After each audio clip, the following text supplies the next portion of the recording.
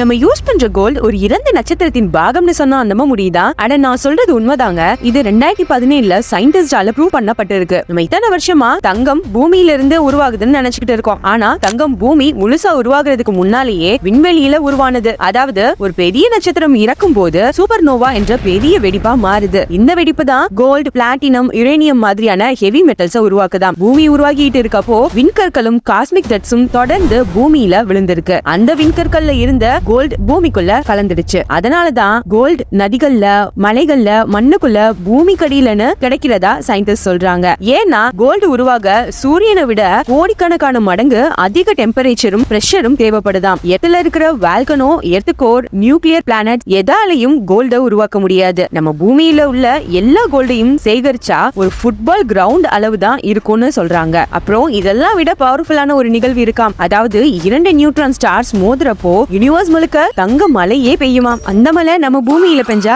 Gold rate ஆச்சு கம்மியாகும்.